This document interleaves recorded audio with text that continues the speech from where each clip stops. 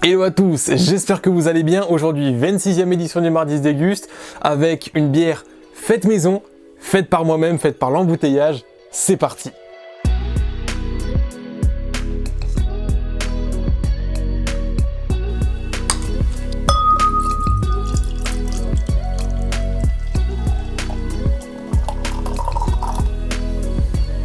Donc aujourd'hui, on déguste ma bière maison que j'ai pu faire avec Chloé, ma copine du coup, que je remercie encore.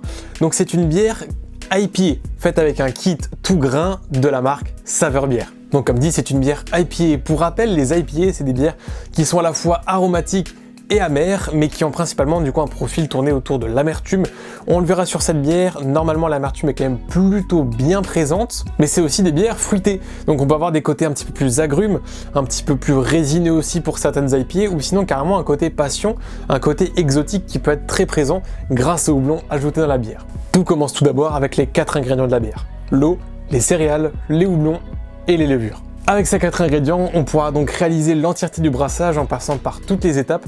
Je vais pas toutes les expliquer aujourd'hui puisque ça prend quand même pas mal de temps, donc pourquoi pas en faire une autre vidéo si ça vous intéresse. Mais aujourd'hui, passons à la dégustation de cette IPA. Tout d'abord, au niveau de la vue, on se retrouve sur une couleur quand même plutôt jaune, plutôt très jaune, un tout petit peu trouble, avec une mousse que je trouve plutôt assez fine.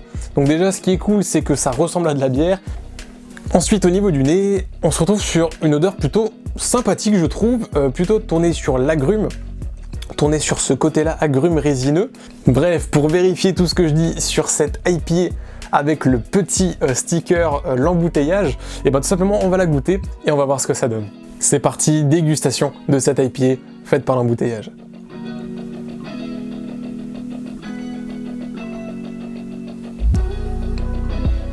Tout d'abord en début de bouche, comme je le disais avant et comme on l'a senti au niveau du nez, on est sur quelque chose de très agrume.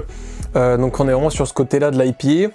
On a aussi des notes de levure, des notes de pain, je trouve, qui ressortent beaucoup. Alors ça, c'est peut-être une erreur de ma part, hein, ou tout simplement des erreurs de brassage amateur. Voilà, il y a un petit peu ce côté de levure qui ressort, mais c'est plutôt léger. Après, en milieu de bouche, on a une petite amertume, voire grosse amertume qui arrive au fur et à mesure sur la langue. Ça reste quand même plutôt modéré, plutôt buvable. Pour le coup, je l'avais goûté directement après embouteillage, après une vingtaine de jours, l'amertume était très très forte, et du coup j'ai eu peur que ça soit comme ça pour toutes les bouteilles. Après 2 mois, on va dire, d'affinage et de stockage, on se retrouve sur une bière qui est un peu moins amère, et donc déjà plus accessible pour tout le monde. Et donc sur ce, moi je vous dis à la semaine prochaine pour une nouvelle vidéo. Bonne soirée à tous, bonne dégustation, ciao tout le monde.